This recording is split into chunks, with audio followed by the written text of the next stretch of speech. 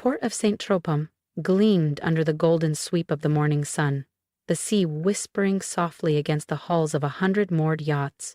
My family stood clustered at the end of the exclusive Pier 9, posing for photos in front of what they believed to be their luxury charter for the week, a private, family-only cruise to celebrate the successful ones. They were beaming, champagne flutes in hand, sunglasses perched just so. None of them seemed to notice the name etched elegantly in gold across the stern, Solène's Grace. If they had, they might have figured it out sooner. Camille, my mother's voice sliced through the air, unmistakably annoyed. What are you doing here?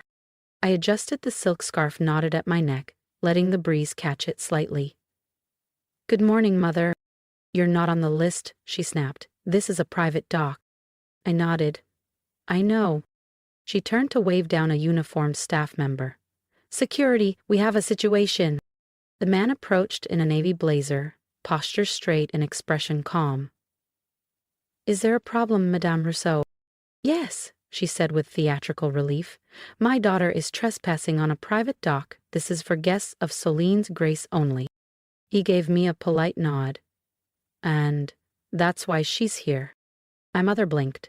Excuse me? Madame Dupont is the owner, he said clearly. She arrived as scheduled. The silence that followed was almost musical. My younger brother Julien froze mid-selfie, while my cousin Leia's glass of rosé paused mid-air. My mother's lips parted, struggling to maintain her usual composure. There must be some mistake. We chartered this yacht through La Mer Exclusive, which is owned by Solstice Voyages, I supplied. My company. We manage a fleet of luxury vessels throughout the Mediterranean. This one happens to be mine. Leia lowered her glass.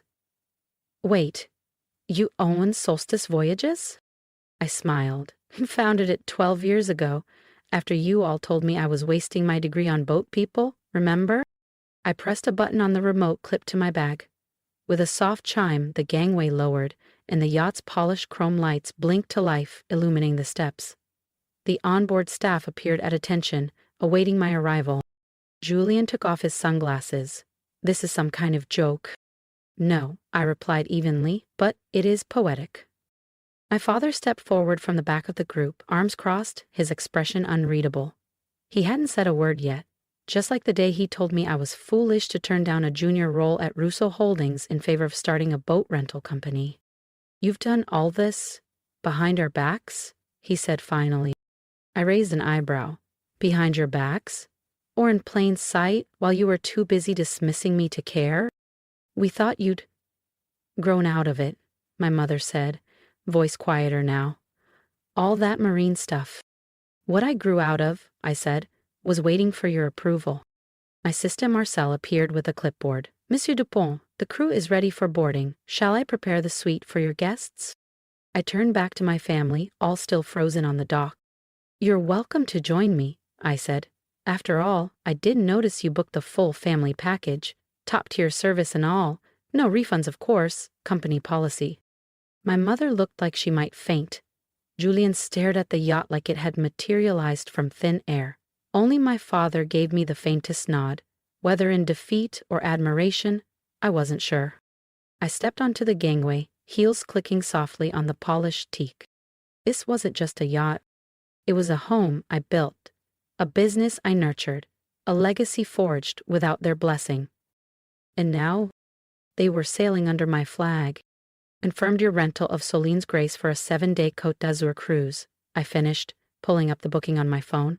Though, if you'd done even a cursory bit of research, you might have noticed the company's CEO is named Camille Dupont.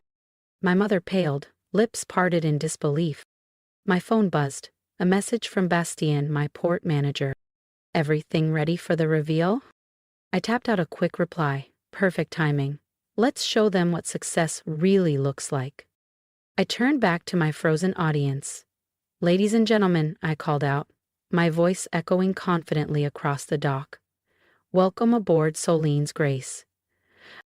A beat passed, then I added, or should I say, my dream?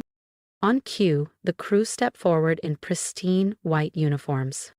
Welcome aboard, Miss Dupont, they said in unison, completely ignoring my family. Bastien stepped to my side. The master suite has been prepared as requested, madame, and additional accommodations have been arranged.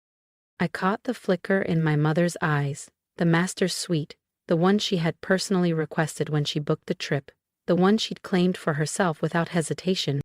Now wait just a minute, she began. No, mother, I cut in, calm but firm. You wait. For 10 years you've excluded me from weddings, birthdays, and holidays.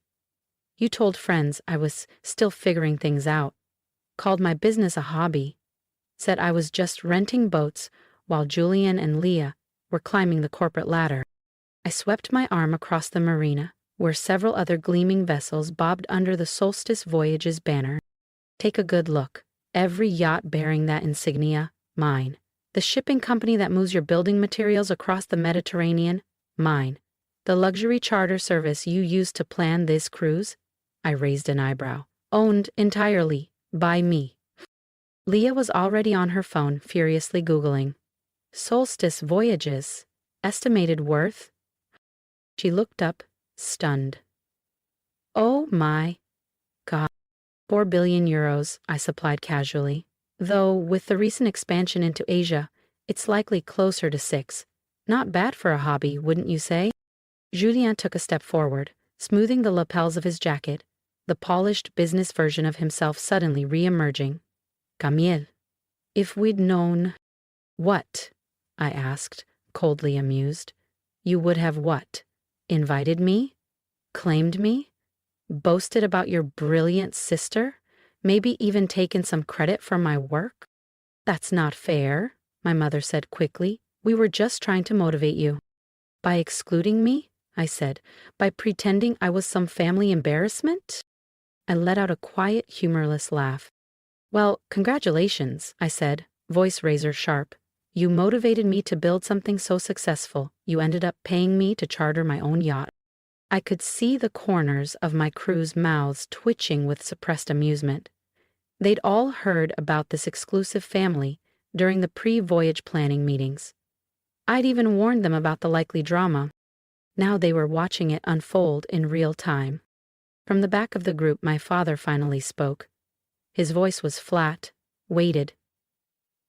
The crew's deposit, all of it, went to you? I nodded. Every euro. And yes, the premium price you paid? That included the full concierge package, custom onboard catering, and, of course, the exclusive family discount. He blinked. You charged us more? No, I replied. I charge everyone the same. You just assumed you'd be the exception. He looked down, as if the wood of the dock might offer some kind of explanation. It didn't. I don't need an apology, I continued. But I do deserve acknowledgement. I'm not the lost girl who walked away from your firm. I'm the woman who turned that decision into a global enterprise. The yacht's gangway lowered once more behind me. I turned to ascend it, the sun warm on my back. I'll have the captain wait 15 minutes, I said over my shoulder. You're welcome to board. But this time, you walk onto my ship, on my terms. Then I climbed aboard, without waiting to see who followed. How much did we pay? My brother Julian asked finally, his voice tight. 200,000 euros, I said, folding my phone back into my handbag. Non-refundable, of course, though I suppose I should thank you.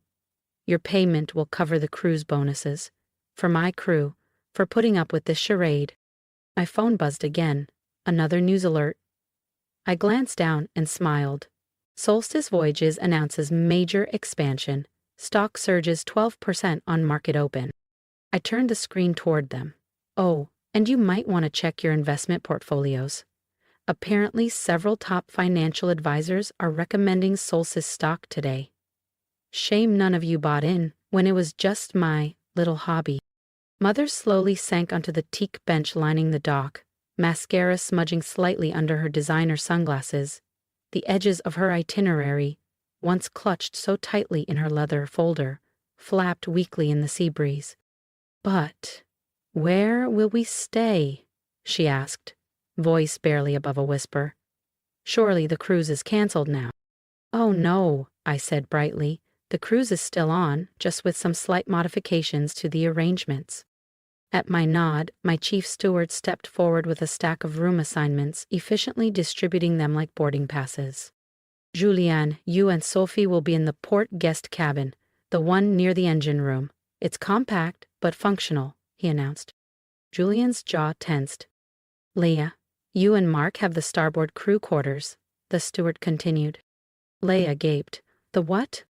Mother, father, I said, turning toward them. You'll be staying in the forward cabin. It's a bit snug, but cozy enough for two.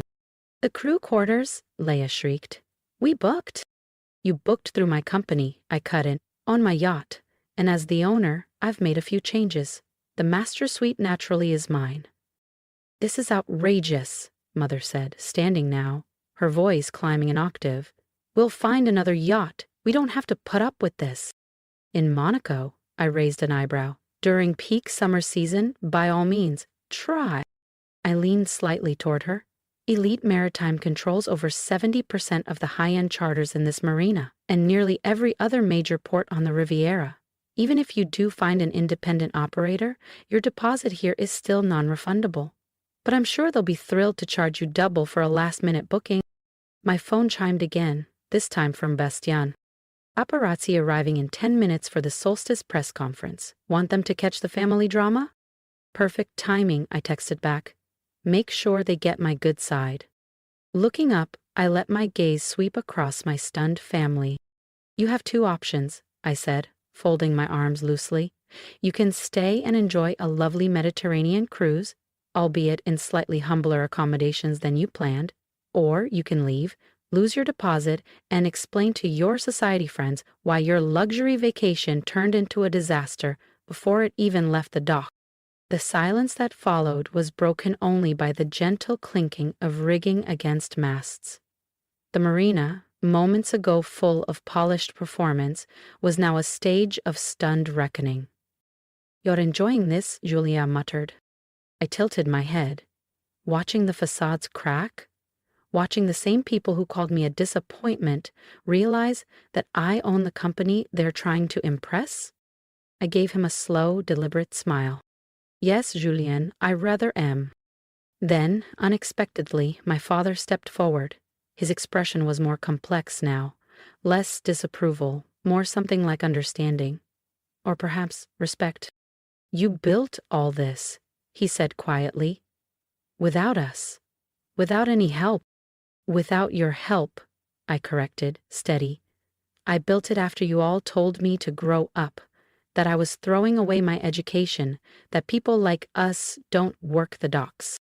He looked around, at the polished yacht, the uniformed crew, the reporters already gathering near the entrance to the pier.